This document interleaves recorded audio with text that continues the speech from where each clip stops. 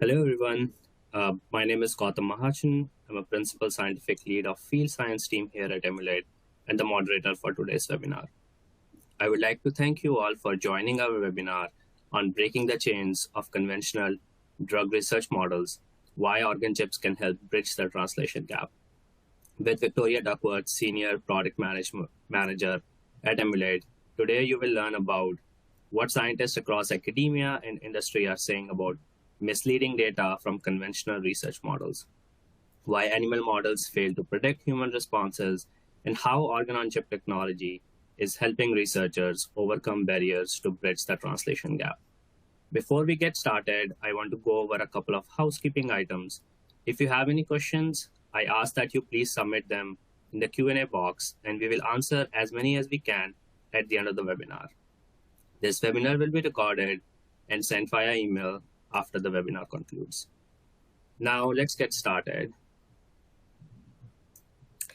Thank you, Gautam. And hello, everyone, and welcome. Let's get right in today. So for our agenda today, we are going to be covering several main topics, as Gautam said, over breaking the chains of conventional drug development utilizing the Emulate system of organ chips. So number one is addressing the translation gap in drug development. Number two, we're going to go over a survey that Emulate conducted of your peers and see what the opinions on conventional research models are from scientists just like you. Then we're going to do an overview of organ chips and take a look at some of their features. And lastly, we'll look at some case studies bridging the translation gap with organ chips and how they're being used today in the drug development pipeline. And then, of course, we'll conclude with some Q&A. So what is the translation gap in drug development? I think it's useful to take a step back and look at the drug development pipeline and understand each of the individual components and phases that a new therapeutic has to go through in order from it to go from drug discovery all the way to a in-clinic therapeutic. This is an extremely long and expensive process. But what is key here is that 90% of all drugs that start this process in drug discovery fail before getting regulatory approval and going to the clinic. So this is a long and expensive process, multiple defined phases and areas for failure, and mostly a scope that could take 9 to 14 years if that drug actually succeeds. So if 90% of drugs are failing during the clinical trial phase, this means that there are compounding effects on R&D budgets, R&D timelines, as well as, importantly, the patient cohorts in those clinical trials that have been receiving these therapies. So where can we intervene and create a more robust pipeline that allows us to move actual good candidate therapeutics through the clinical trial process? Well, that's starting in the beginning, in drug discovery and preclinical development. So why are poor candidates getting into clinical trials? Simply, not enough human relevant data is being developed in the discovery process to funnel the most efficient and the safest drugs into the clinical trial process. So why aren't we weeding out poor candidates faster? Over the years, technological advances have been extremely plentiful. These advances have been aimed at improving how we develop drugs and therapies with the ultimate goal of course, improving patient safety and bringing life-changing medicines to the market for those that need them most. However, R&D productivity has significantly declined. So even though now today we have tools like gene editing through CRISPR, we have multi-omic platforms, we have machine learning and AI-driven data analysis packages, still, drug development remains painfully slow given how far we've come on the R&D and technical tool side. So you might be familiar with Moore's Law, which essentially states that as technology advances every 2 years, the cost of said technology should be halved. So since the 50s, we've certainly developed impressive technology in biology, as we saw on the previous slide. In those 50 years, we've gone from discovering the structure of DNA to sequencing the entire human genome, which can be done in as little as an hour or for as little as $100. So along with that, and some of the technology I mentioned previously, we're currently capable of studying biology in ways that we never before thought possible. So it might come as a surprise to see that instead of following Moore's law, where development becomes faster and cheaper, it's in fact the exact opposite. In a trend since the 50s, drug discovery has become slower and more expensive over time. In fact, the cost of developing a new drug has roughly doubled every 9 years. This observation is kind of what led an economist to coin the phrase Eroom's law, which is a palindrome of Moore, highlighting the opposite nature of what we're actually seeing during the drug development process. So we're at a point where we now know more about biology than we ever imagined.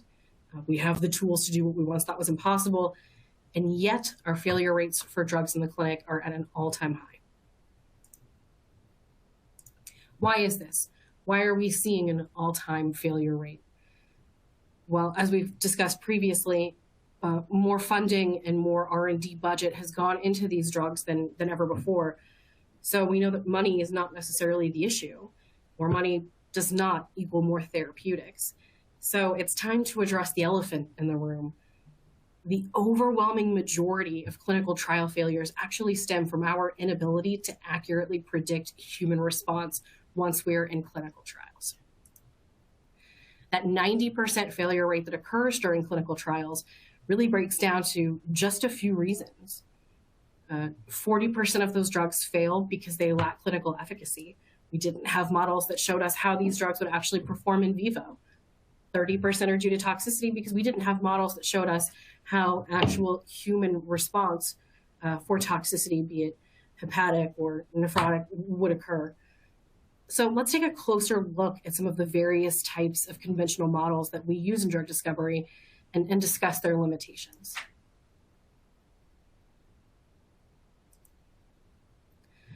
So what are the current in vitro models that we use in drug development?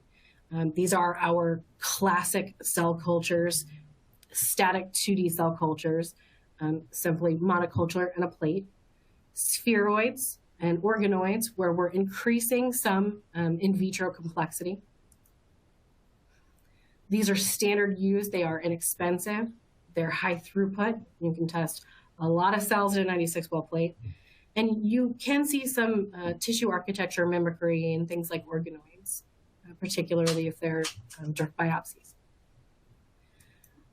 However, with these current sort of non-sophisticated in vitro models that we currently use, there are absolute detriments.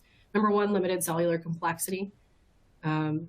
Oftentimes these are cancer-derived cell lines, so they are abnormal and they are already experiencing a pathology, so they don't appropriately respond to a drug the same way that a healthy system would.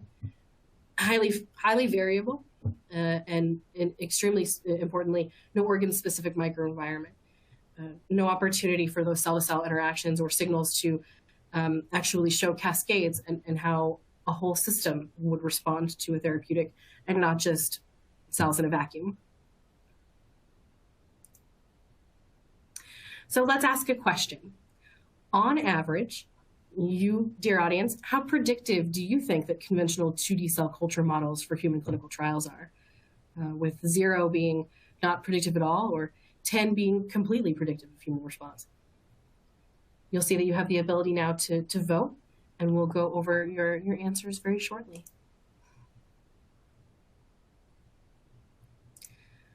Let's move on to the next piece. So outside of conventional in vitro models, we have current in vivo models that are used in drug development for murine, dog, and non-human primates.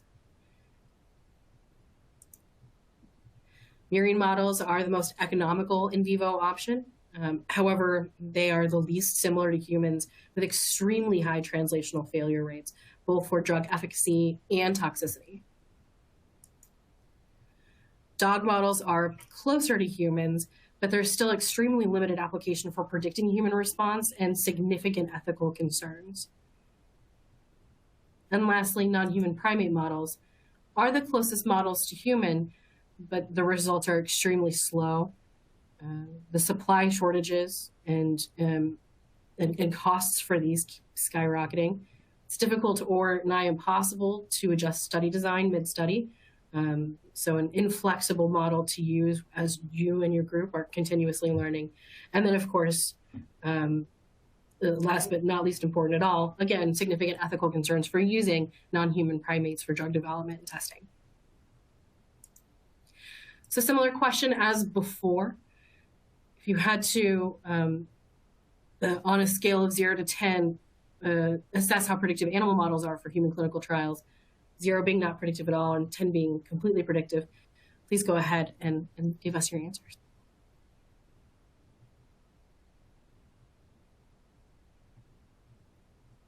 Great. So next we want to talk about that survey that I alluded to earlier. What are your peers saying about conventional research models and how they're using them today in their labs during their drug development processes? First, demographically, we went out and we surveyed 125 scientists across both academia and industry, the majority being in the United States. We went across organizations to speak to biotechs, biopharmas, academia, and pharmaceuticals, as well as trying to get a good range of different roles within these organizations to understand exactly how different players during the drug development process interact with models and how they are impacted by the tools that they have available to them today. Unsurprisingly, the survey results were astounding. 92% of industry individuals and scientists and 95% of academics say that their progress is limited sometimes or more often by the conventional research models that they have available to them. So ultimately, we know that conventional models are receiving failing grades. So neither conventional cell culture models nor animal models are adequately predicting human response. In our survey, we asked the same questions. How do your peers feel about predictivity for both in vitro and in vivo of both failing grades, 4.5 versus 6.3? And looking at your results, unsurprisingly, you align very, very well with the survey that we had initially taken. 92% say that 2D cell culture is not predictive at all for the in vitro models, where we have 82% saying that animal models are not predictive at all as well. So we align very well. You're not surprised to hear these results, I'm sure.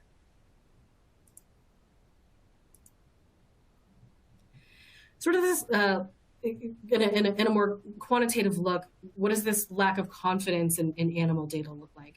Well, 79% of your peers do not have high confidence in the human relevance of the data produced by the animal models that they are beholden to. And 98% say unequivocally species differences contribute to high translational failure rates that we see in the clinic. That 90% of drugs that fall out of the pipeline during clinical trials, ultimately the reigning factor there is that the data that we receive prior to clinical trials is just not translatable to humans. So how did we get here? Why do we go through this process of animal testing?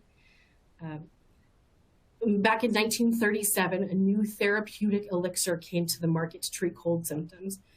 Back in 1937, there were no requirements on purity or testing or really anything for kind of the snake oil of the season. And once this hit the market, within a month, more than 100 people died because of acute poisoning. This was the first time that a massive public outcry occurred, which motivated Congress to pass what we now know as the Federal Food, Drug, and Cosmetics Act of 1938. So now we know that all new drugs must be tested for toxicity in animals as per the legislation before proceeding with human studies. So how effective has the enactment of these rules and regulations been? Over a 60-year period, 1953 to 2013, 83 approved drugs out of 462 drugs were withdrawn for causing liver toxicity or drug-induced liver injury. That's 18% of withdrawn drugs were withdrawn from the market because they caused acute liver toxicity, leading to 61 deaths for a drug recalled in 1982, all the way up to 20 deaths for a drug discontinued in 2003. So beyond the financial cost of taking drugs through the human trials and then them failing, the even bigger cost is still lives from non-predictive models that did not catch liver toxicity in these drugs prior to them being approved for use in the market. This isn't a problem of only 10 years ago. This is still occurring today. Translational failures continue through 2022. Over the last just 2 years, there have been 5 major drug withdrawals from the market. These failures essentially highlight the fact that current workflows using in vitro and animal models are inadequate. And it emphasizes the need for an improved human-relevant model to continue to protect patient safety, get the most efficient and safe drugs to the market to treat the diseases that people need treated. So again, it turns out that our survey results, the 4.5, 6.3, and your resounding agreement with the survey results are actually pretty spot on. So looking at the data, we found that animal models have sensitivity and specificity values below 70% from a 2009 study. It essentially showed that drug toxicity in humans may have those values below 70%. And a 2014 study analyzing the effects of over 2,300 drugs in both animals and humans found that tests on animals, specifically murine, are highly inconsistent predictors of toxic response in humans. And a 2012 analysis of 93 post-approval drugs with serious toxicity effects found that only 19% of them showed indications of toxicity in animal studies. 80% of the drugs that went on to have toxicity didn't appear to be deleterious to the animal models in any way, but were toxic to humans. Ultimately, this means that the paradigm that we've relied on since 1938 is failing us. So it's time to look to new methods to model human biology and accurately predict human response to these therapeutics. So finally, on our survey, what are the primary limitations of animal models? Well, obviously, number one is that lack of translatability. A quote was, "It just does not recapitulate human target expression." The other piece is the cost involved with these animal models. It's a huge financial and labor cost and a huge ethical cost. And ultimately, finding the best model for the disease state of interest is extremely important. It's difficult to recreate human disease states in animal models, meaning that even if there is translatability, there's no way to predict the disease that you've been able to foment is actually accurate of the human response. And back to 2D cell culture. What's the primary limitation for simple 2D cell culture? And that's simplicity. There's a lack of complexity that makes models inaccurate and not representative of actual human in vivo physiological response. There's a lack of a microenvironment to sustain cells and growth. So it's unnatural substrates that cells are attaching to, unnatural medias. And lastly, a lack of 3D tissue structure and cell-to-cell interactions. There are no cell signals in a dish. So limited crosstalk between cell types means a less predictive response of how a neighboring cell population or microenvironment are going to react in a heterogeneous way to a therapeutic that you are applying to it.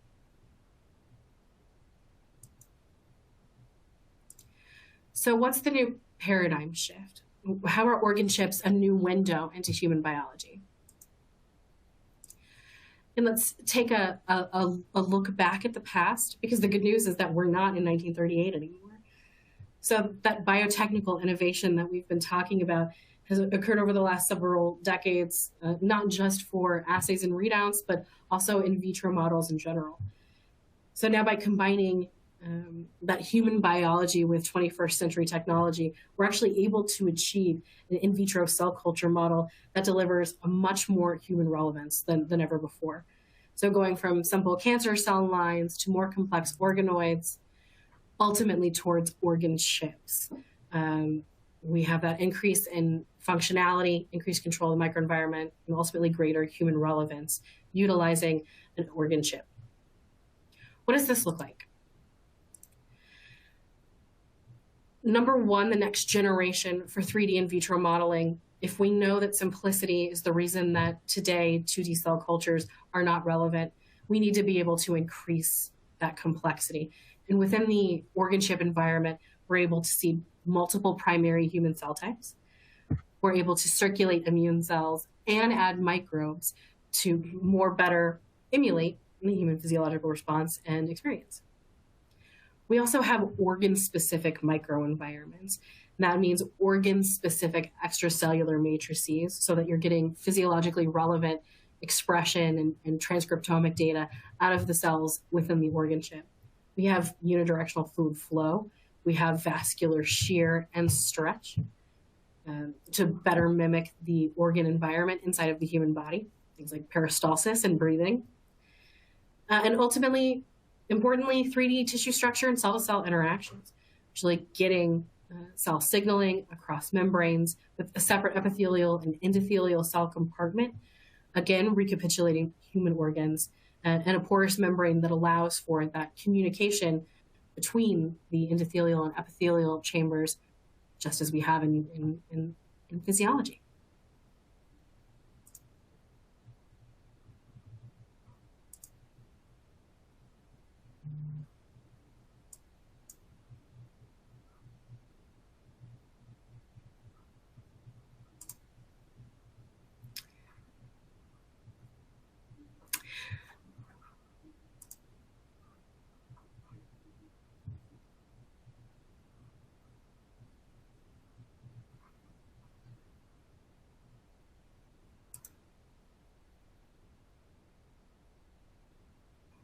So here we're seeing a video of the emulate organ chip. Here we can see stretch being applied to the model. We're also seeing here two separate channels, the endothelial and the epithelial, for fluid flow, separate medias, showing the difference between the vascular and the upper channel. The upper channel can also be infused with air when we are looking at models such as the lung.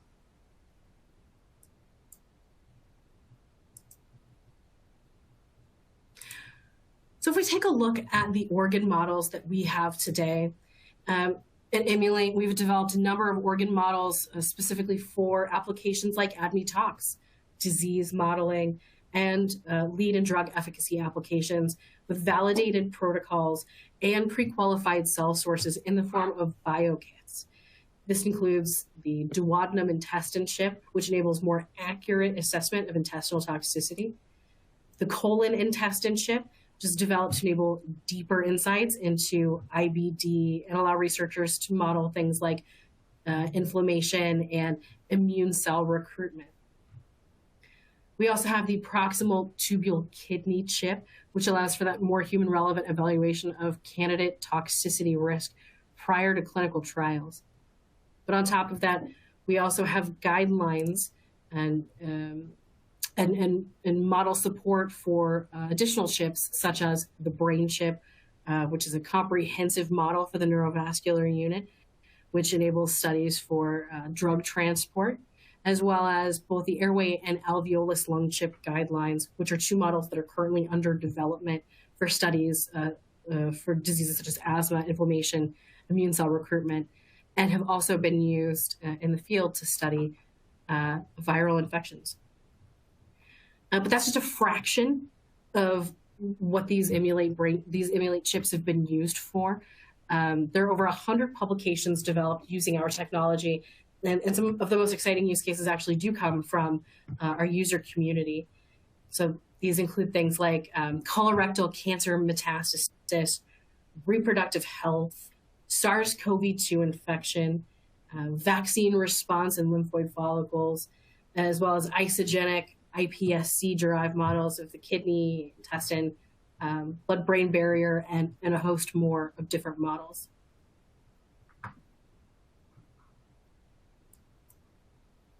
So let's take a closer look at our liver chip. One of the primary drivers for testing preclinical drug toxicity. So as you saw in the video, the liver chip has both an upper channel, which is the parenchymal channel or the epithelial channel, where we're able to seed hepatocytes, and then the bottom channel, that vascular channel or non-parenchymal channel, where we have stellate cells, we have resident macrophages known as Kupffer cells, as well as liver sinusoidal endothelial cells, making up the liver sinusoid in a chip.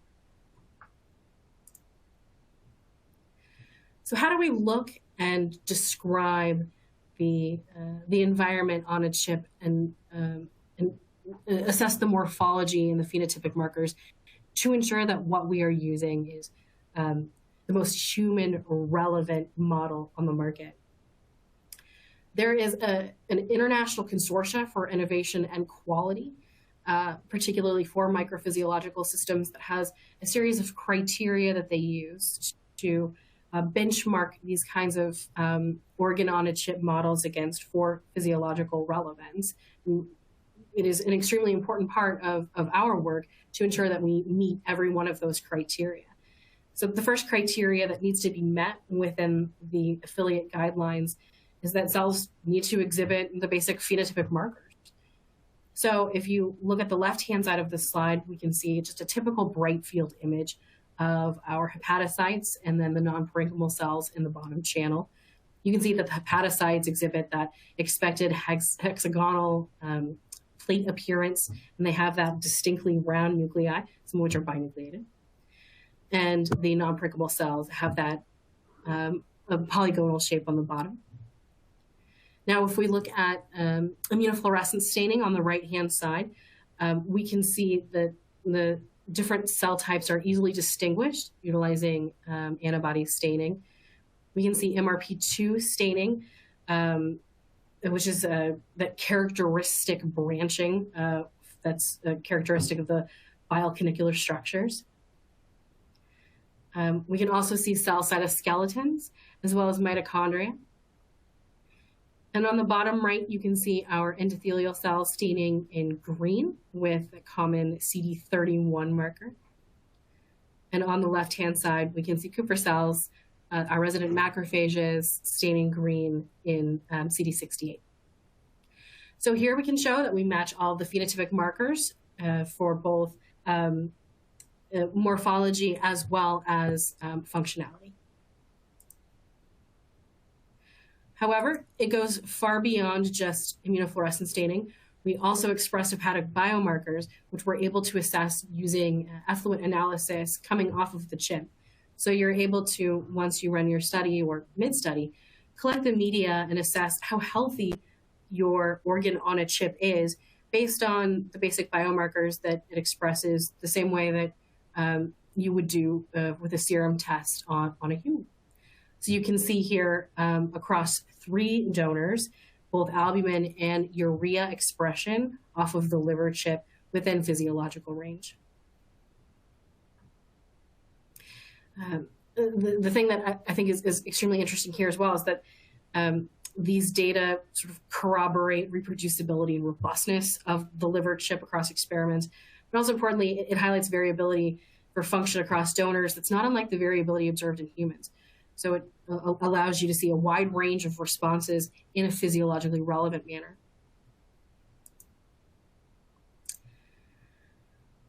Lastly, we have some images here of the BC as well as the EC on the right. The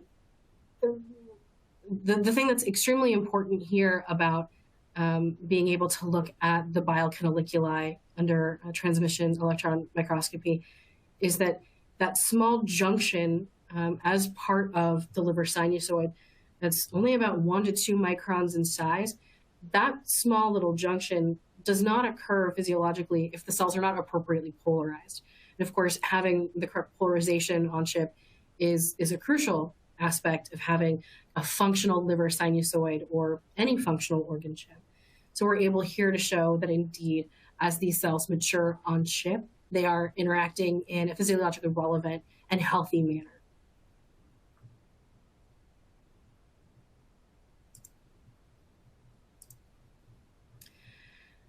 So with all of the physiological, morphological, biomarker data that we have, and the guidelines that we utilize from the IQ MPS consortia, Emulate has just very recently, on December 6th, released or published a first of its kind study. We utilized 870 human liver chips to evaluate toxicity risk across a blinded set of 27 known hepatotoxic and non-toxic drugs. All of the hepatotoxic drugs that we used in this study to show the sensitivity and specificity of the liver chip passed through animal testing. So although animal testing was not able to pick up toxicity in these for these particular compounds, the Emulate liver chip was. I'll show you that data in the next slide. But I also do want to take a moment to note that we invite you to download and read this paper. Again, it was recently published in Nature Communications Medicine on December 6th. The findings that we'll discuss and that are in this paper are also discussed in an existing on-demand webinar that you can access through the Emulate website. So please, we invite you to go ahead and check that out and read the paper. But just a little overview first. So again, of the 27 compounds that were tested, the hepatotoxic compounds, every single one of them made it past animal in vivo models. There's 0% sensitivity in animal models. 47% of those hepatotoxic drugs were correctly predicted by hepatic spheroids, but the liver chip itself correctly identified 87% of drugs that caused drug-induced liver injury in humans, despite going through all of these other tests. And very importantly, with 100% specificity. So there were no false positives.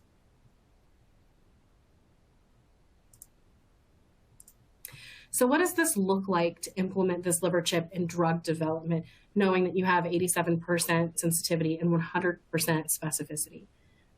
So in this particular example, the traditional in vitro models go through lead optimization, straight to animal dose ranging studies, and then on to clinical trials. And again, if you recall, 90% of drugs that go through this process fail during clinical trials. Now imagine that you had the liver chip as a step in between traditional in vitro models and animal testing. Now you have the ability to assess toxic signals prior to moving into animal studies.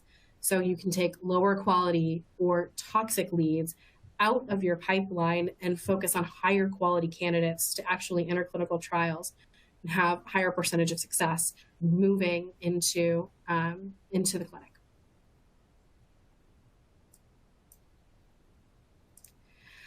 Lastly here, by simply improving the ability to detect hepatotoxicity with that 87% sensitivity, broad adoption of the Emulate liver chip within the drug development pipeline would save research dollars approximately $3 billion on an annual basis for the small molecule drug development industry. Additionally, we went through a computational economic value analysis that estimated that routine use of the organ chip to assess things like cardiovascular, neurological, immunological, gastrointestinal, small molecule toxicities could similarly generate as much as $24 billion of savings per year due to increased research and development productivity.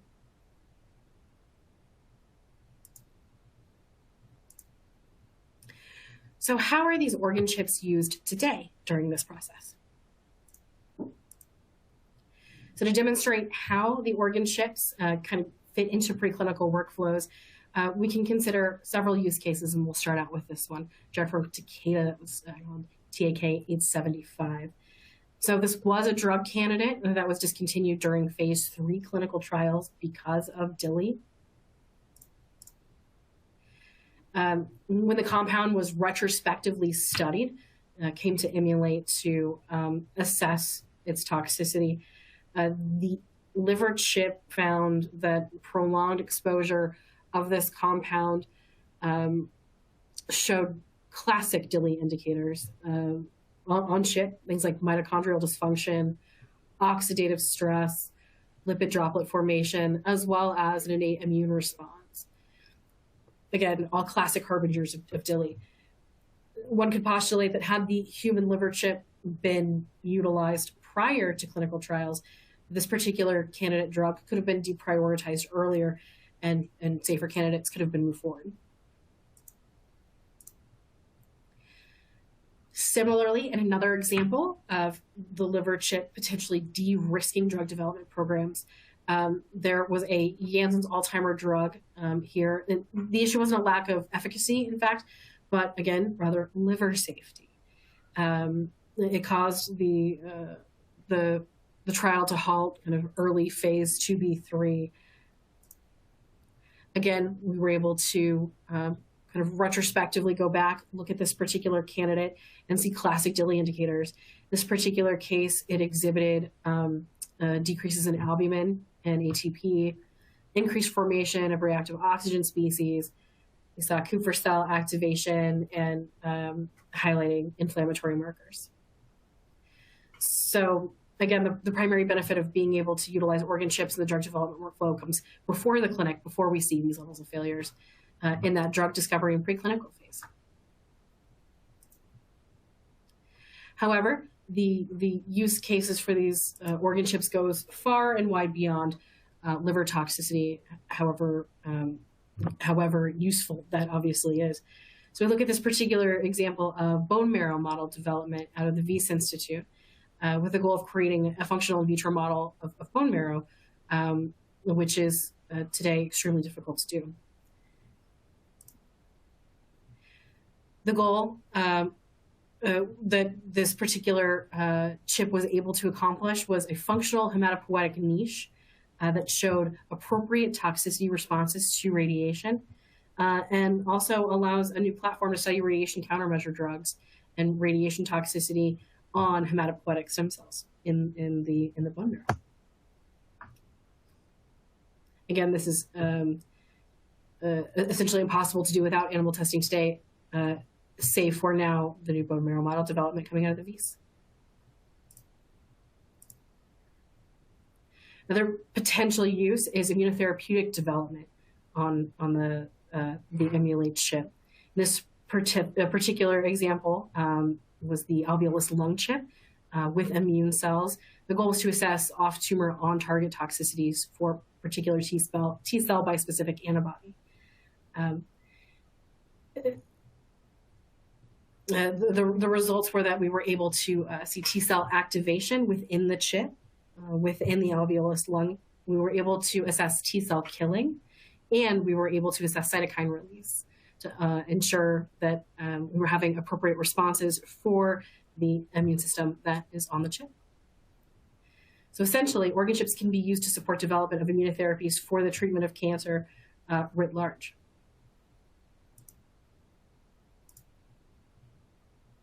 And this final example, we'll talk about the ability to move forward with lead optimization on the organ chip. Here we were modeling steatosis in order to study fatty liver disease, again, on the liver chip. We were able to show that the liver chip is sensitive to modulation of fatty acid synthesis and could potentially be a human relevant model for drug efficacy testing in the fatty liver disease space. This was shown as a concentration-dependent lipid reduction with a particular liver-targeted analog of a acetyl-CoA carboxylase inhibitor. So if the liver chip is sensitive to modulation of fatty acid synthesis, it offers the potential to provide human-relevant model for efficacy testing, not just toxicity testing, as we had shown previously. So ultimately, the organ chips have a benefit across every step of that pipeline that we talked about at the very beginning of this talk. In early discovery, we developed disease models that are closer to human gene expression versus attempting to force or recapitulate disease models in animals. Useful for lead optimization, we can study efficacy and we can rank order efficacy of these leads to optimize candidates so that only the best drug candidates are moving into that phase clinical trial section. Preclinical safety of utmost importance, the ability to, in a fully translatable way, predict mechanisms of human toxicity, that are oftentimes missed in traditional in vitro and in vivo models. And even through the clinical trial process itself, it allows for retrospective performance assessments to see mechanisms of toxicity for drugs that might have unexpected safety signals. So how do we move forward with organ chips now that we realize how many benefits there are across the drug development spectrum for utilizing an organ chip? Those improvements obviously being improved clinical success, improved patient safety, improved R&D productivity that ultimately lead to improved human health. So what's holding us back? How do we address these top concerns? Number one being potentially insufficient validation data, and understandably concerns about regulatory approvals.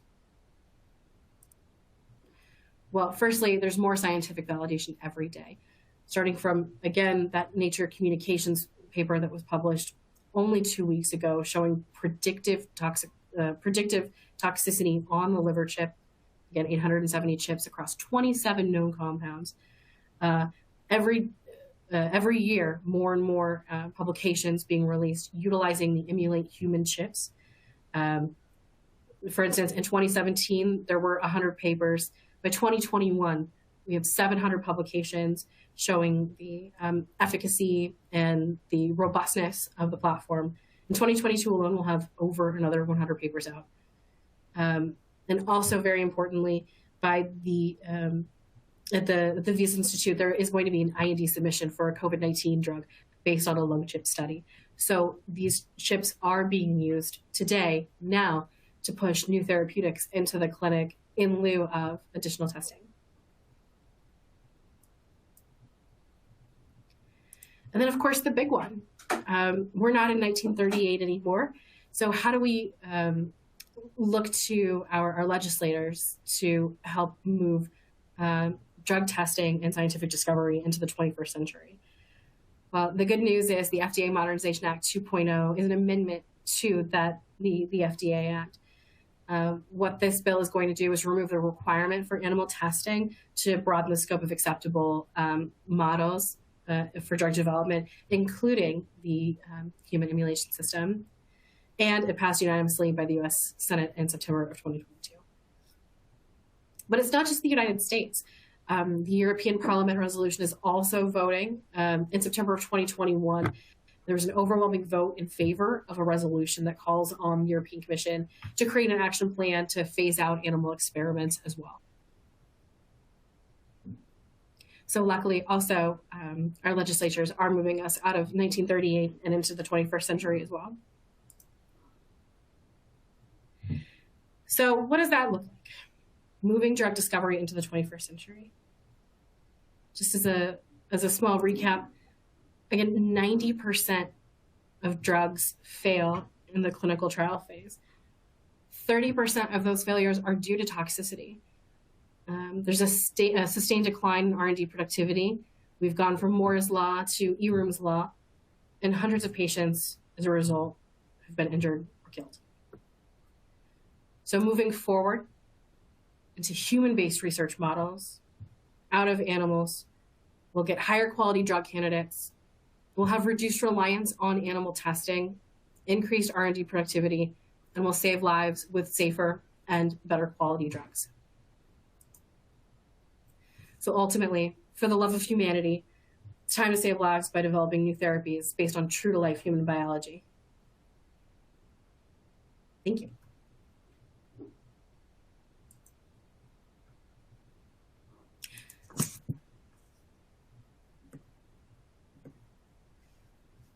Thank you very much, Victoria, for this great presentation. With that, we're going to open things for Q&A. And just as a reminder, please submit your questions using the Q&A box. So first question, Victoria, why do you think there is so much resistance in the industry and biotech to incorporate these systems? The argument that I'm getting over and over is the lack of translation power and inconsistency in the results. So Victoria, this question came in quite early in the presentation, and I actually hope that later slide helped answer this. But Victoria, if you'd still like to comment on that. Yeah, absolutely. I think it's worth hammering the point home that the two main issues being, hey, lack of data. This is a very novel technology, and also, this is just kind of what we've done forever, right? This is what the FDA mandates us to do, and I just want to continue highlighting that every day publications are coming out.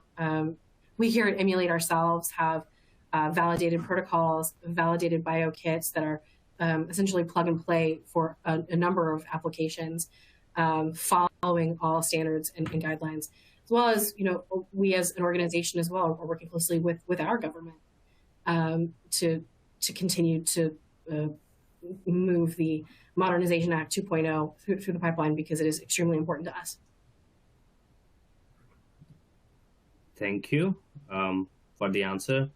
Another question, which is a little technical around our platform, which came in regarding the volumes in the media reservoir, and how often do we have to change that, and is there a way to do time-dependent studies using our platform as well? I'll let you take that. Sounds good. So the platform is a combination of chip and a media reservoir system, which is also used as a collection system called pod. Pod for each channel can hold up to, for a perfect flow, can hold up to 4 ml of media. And our majority of our models run at 30 microliter to 60 microliter per hour of flow. So just imagine if you are running at 30 microliter per hour for a day, you are collecting 720 microliter of media, which you can use further for analysis, such as cytokine analysis of its liver, such as albumin analysis from there. So based on that and how stable the media is, you can change the media and add media on particular days. And in addition to the question on the time-dependent responses, yes, you can collect this media every day or every other day and then do the time-dependent responses from there. So I hope that answers the query. And Victoria, the next question is, what are your recommendations for researchers to begin transitioning away from animal models? Yeah, that's a great question. So as things currently stand, researchers looking to transition drug candidates into clinical development, as we kind of said before, they're still required to follow regulatory guidelines, which means that the candidates should be tested in a small and a large animal before moving to humans. However, the data that we're able to provide gives us confidence that organ chips used before those early small animal in vivo studies, they're designed to look at sort of the maximum tolerated dose to see if those drug candidates can be reduced. So to fully transition away from animal models, organ chips that cover the major target organs associated with toxicity need to be developed and qualified along with it, which is obviously one of our number one goals. And one of the things that we do, I think, best is supporting our customers who are taking up this platform and up this model to get those validated chips up and running. So really it's understanding the translatability and adopting a platform such as this.